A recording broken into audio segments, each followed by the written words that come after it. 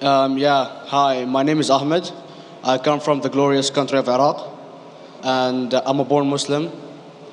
My problem is that I practiced Islam when I was. Brother, first we request questions from the non-Muslims. Once Yeah, all the questions from non-Muslims are over, inshallah, we'll give you a chance. yeah, but I'm telling you my problem only. It's okay. But you said you're Ahmed and you're a born Muslim. I am born Muslim. But now are you a Muslim or not? I'm agnostic. Oh, so now you have left the religion of Islam. Yeah, I'm confused. Okay, fine. If you have left the religion of Islam, you can ask the question, brother. Okay.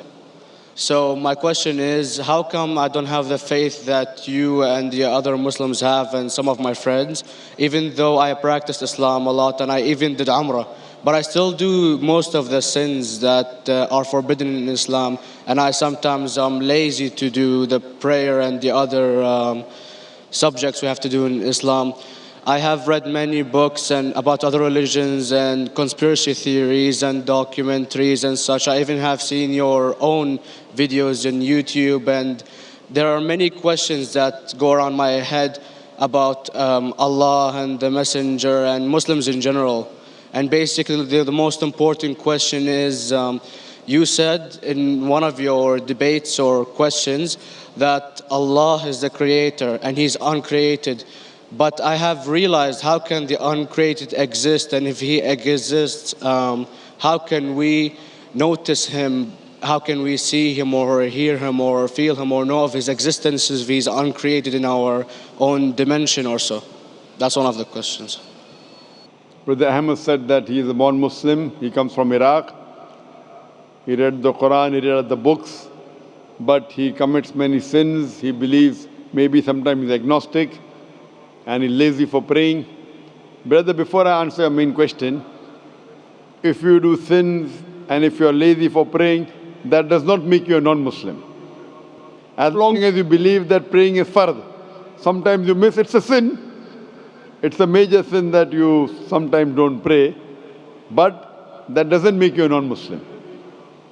If you say praying is not required, then you're doing kufr. But if sometimes you do sin, sometimes minor sin, sometimes major sin, it is haram, it's forbidden, but that does not throw you outside the fold of Islam. There are sometimes waswasa of the shaitan asking you, you're a Muslim, but this is wrong in Islam, this is wrong. And it does deviate the person's mind. At that time, maybe your iman may be low. But these things should not make you consider that you're non-Muslim. Regarding a question that I mentioned in my speech, and you're right, that Almighty God is the creator, but He Himself is uncreated. You ask the question, how can the uncreated, how can we see the uncreated, and how it's possible? Allah subhanahu wa ta'ala is Khaliq, is the creator. And by definition, He's uncreated. Because normally people say that when they try and prove in logic that everything has a creator, who created this table, the carpenter, from where he got, from the tree, who created the tree, so it goes back to Allah. So when many of the people try to convince an atheist, they try and say that everything has a creator, and then they get trapped when the atheist asks him who created Allah. So if you hear my tapes, I never go that way. I ask the atheist that how did you come to know about the universe? How did you come to know about the functioning of the stars, of the sun? And he says, and goes back, that the creator. So it's the vice versa. So if you know how to deal with logic, you don't trip over this problem with the atheist trap, the Muslims or the believers, by saying who created Allah. By definition, Allah is uncreated. And if you ask the question, who created Allah? If you have heard my tapes, I give the reply. That suppose a person comes and says that my brother John.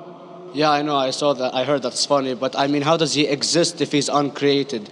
Not that is Allah. automated. Yeah. How That's can the He difference exist? between you and Allah. How does He exist means He was existing. He doesn't have a beginning. You and I have a beginning, that's human being. So that is the difference between us and Allah. You can't say that Allah has to be like us. If Allah is like you and me, why should we worship Him? I see, but have you heard of the phenomenon, the Big Brother? used by various orders and political agendas to control the people and such by implementing it into multiple gods, and then later on it became a monotheistic religions all over the world to make it easier for Big the Brother, people to... sorry, I've never heard of the religion Big Brother. It's not a religion. It's like a theory, an idea, basically. For What does it say? Yes? What does this idea say? What does it say? Is that when you have a big brother, it's easier for you to live life. When you have someone watching you the whole time, understanding you the whole time, protecting you the whole time, being with you the whole time, and you can talk to him, although he never talks to you back, maybe in your dreams, due to your mind and such, it's easier for you to live. While a human who does not have a big brother and is not easily controlled into doing so and is having complete freedom is a danger for the major ruling powers and such. What does this say? I don't understand. Big Brother may be the Big Brother, may not be the... What does it have to do with Islam and God? What does it have to do? Because basically Allah is watching you the whole time. So you want to say that Allah is like a big brother? Indeed, you use him for your protection so you won't be scared. You know what I mean? See, this is the hypothesis. Hypothesis. If you have heard, how do I convince an atheist? If you have heard my answer, that you said that you're agnostic, you're atheist. Yeah. So first thing I do to an atheist is I congratulate him. What? I congratulate him. Have you heard my answer of atheist? Yeah, you congratulate them and stuff. But I haven't seen your debates with the atheist. I just saw your answers on some questions. Fine, so you haven't seen the answer of atheist? No, but I've seen your debate with David William Campbell. And that David William Campbell is not an atheist. Yeah, yeah. Now when an atheist tells me he does not believe in God like your theory of Big Brother, yeah, and if you believe in that theory, I will ask you, first thing I do to the atheist, I congratulate him. You know why? Yeah, because they think and they don't follow what their parent does and such stuff like that. No. I congratulate him because he is not doing blind belief. The other people are doing blind belief. He is a Christian because father is a Christian. He is a Hindu because father is a Hindu. Most of the Muslims are Muslim because father is a Muslim. He is thinking. He says there is no God. He has said the first part of the Islamic Shahada, La ilaha. The reason I congratulate him is because he has said the first part of the Islamic Shahada, Islamic Creed, La ilaha. The only thing I have to do is illallah, which I shall do inshallah. So if you have heard my answer, an atheist becomes an atheist because he believes in science, he believes in logic. Or I ask him that if an equipment is bought in front of him, which no one in the world has ever seen, and if the question is asked, that who will be the first person who will be able to tell you the mechanism of this new equipment? What is the answer? Of course, he's going to tell you the producer or the maker of this equipment. Creator, producer, maker. So when we ask him questions that how did this universe come into existence, he will talk about the Big Bang. This what we're going to talk is already mentioned in the Quran 1400 years ago in Surah Anbiya chapter number 21 verse number 30. Avalam yaral lazina kafaru anna samawati wal arda kanat ratkum fataknahuma. Do not the unbelievers see that the heavens and the earth were joined together and we clove them asunder. This what you came to know 50 years back is mentioned in the Quran 1400 years ago. Who could have mentioned that?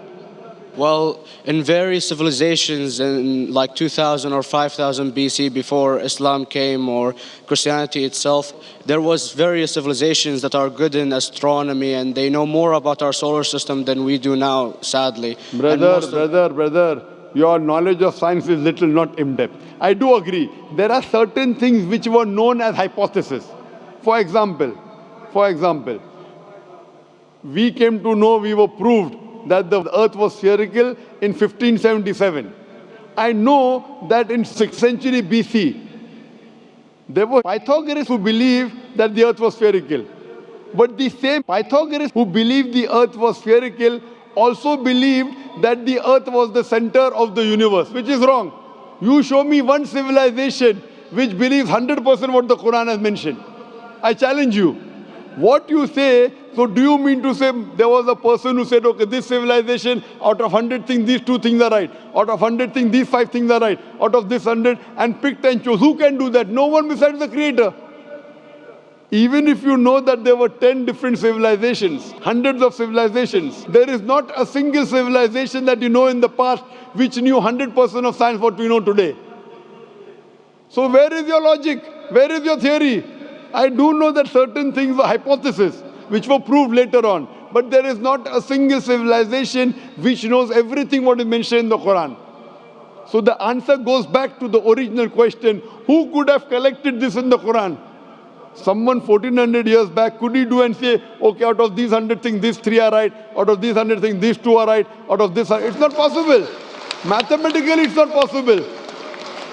Well, you never gave the idea of extraterrestrials or so. I mean, knowledge is power. And Brother, I'm asking a simple question. We are not come here to have a debate. yeah. I'm asking you a question, point out a single civilization, you're asking something else. Yeah, We are alright. not here to discuss, you can come in the room and discuss. You ask a question, I'm giving you the answer. You gave about old civilization. I told you you're right, but out of 100 things, 98 they were wrong. So I'm asking you, who could have mentioned this in the Quran? You're talking something else now. Yeah, well, I'm asking you a simple question, 2 plus 2 equal how much? You are saying, I'm telling you 3 multiplied by 3 is how much? I'm asking a name, you're telling that where do you live?